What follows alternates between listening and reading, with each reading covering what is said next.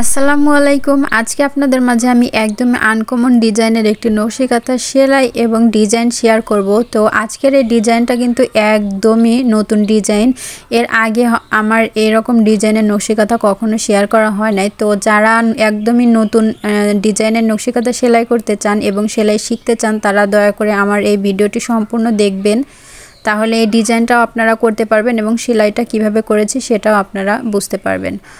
তো আজকে স্ক্রিনে যে কাঁথাটি দেখতে পাচ্ছেন এটা কিন্তু গোলাপি কালার কাপড়ের উপর সাদা সুতা দিয়ে সুন্দর করে কিন্তু এই নকশি কাঁথাটি সেলাই করা হয়েছে। সেলাইটা একদমই সহজ একটি সেলাই কিন্তু অনেক সুন্দর একটি ডিজাইন। তো দেখতে পাচ্ছেন স্ক্রিনে কিভাবে এই কাঁথাটির ছাপ দেওয়া হয়েছে। এটা কিন্তু ডাইস দিয়ে ছাপানো হয়েছে। তো আসলে ছাপানোর মধ্যেও অনেক পার্থক্য আছে, কারণ কিছু ডিজাইন সিম্পল কিছু ডিজাইন করলেও কিন্তু অনেক সুন্দর হয় এবং একদমই আনকমন এই ডিজাইনটা। এর আগে কিন্তু আমাদের আশেপাশের কেউ এরকম ছাপায় নাই। তো এই ডিজাইনটা কিন্তু মাঝখানে 4টা ফুল করা হয়েছে স্ক্রিনে দেখতে পাচ্ছেন এবং 4 সাইড দিয়ে লতারের মতো একটা ফুলের মতো ডিজাইন করা হয়েছে এবং 4 সাইডে কিন্তু এই যে সাদা সাদা ফুল, এটা আপনাদের অবশ্যই সেলাই দেখবেন। তো সম্পূর্ণ ভিডিও দেখতে থাকুন। যারা এরকম সেলাই শিখতে চান এবং এরকম ডিজাইন করতে চান তারা কিন্তু অবশ্যই সম্পূর্ণ ভিডিওটি দেখবেন যে কিভাবে সেলাইটা করা হয়েছে এবং কিভাবে ডিজাইনটা করা হয়েছে। তো দেখতে পাচ্ছেন এখন যে ডিজাইনটা দেখতে পাচ্ছেন এটা কিন্তু এই সুন্দর করে 4 সাইডে এরকম ডিজাইন করা হয়েছে এবং মাঝখানে 4টা ফুল এবং তার সাইড দিয়ে কিন্তু লতারের মতো ফুল দেওয়া হয়েছে।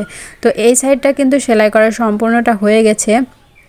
আর এই সেলাইটা তো একদমই সহজ একটি সেলাই। তারপর আমি সেলাইটা একটু পরে দেখাবো কিভাবে সেলাইটা করেছি।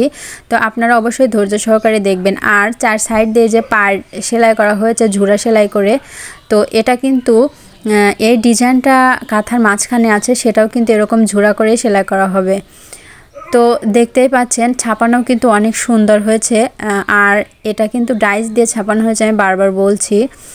আর এখন আপনাদের মাঝে কিভাবে আমি সেলাইটা করেছি সেটা দেখাবো। তো এই সেলাইটা কিন্তু একদমই সহজ একটি সেলাই।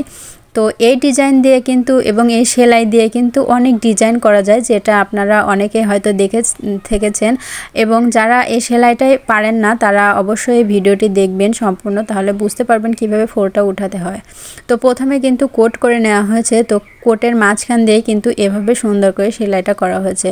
তো এই যে দেখতে পাচ্ছেন 2 সাইডে 2টা কিন্তু চেন সেলাই করা হয়েছে এবং 2টা থেকে 3টা এই যে ঝুরা সেলাই করা হয়েছে, তারপরে আবার চেন, তারপরে আবার 2-3টা ঝুরা, এইভাবেই কিন্তু এই সেলাইটা করা হয়। আসলে মুখে বললে সেরকমভাবে আসলে বোঝা যাবে না।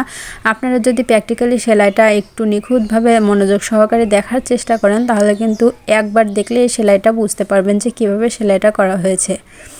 তো ভিডিওর মাঝখানে আপনাদের মাঝে আমি একটা কথাই বলতে চাই, যারা এখন পর্যন্ত আমার এই ছোট্ট চ্যানেলটি সাবস্ক্রাইব করেন নাই দয়া করে আমার এই ছোট্ট চ্যানেলটি সাবস্ক্রাইব করে নিত্য নতুন ডিজাইনের নকশি কাঁথা সেলাই এবং ভিডিও আপনারা অবশ্যই দেখতে পারবেন।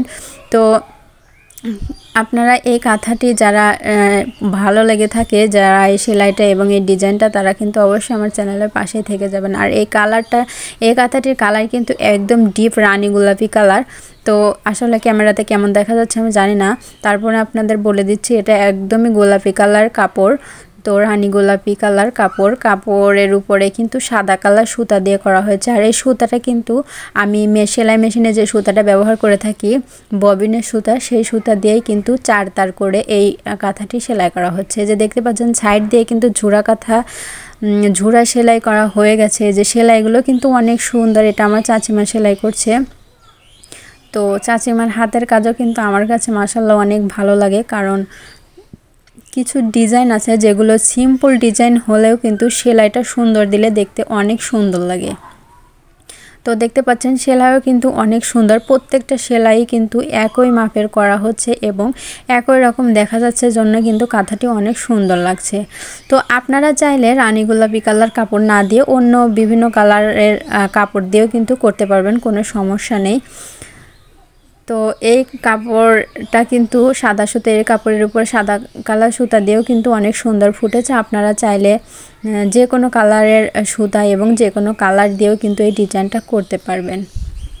আর এই কাঁথাটি কিন্তু 7.5 গজ কাপড়ের উপরে করা হয়েছে আর 4 পোরল দিয়ে কিন্তু এই কাঁথাটি করা হয়েছে।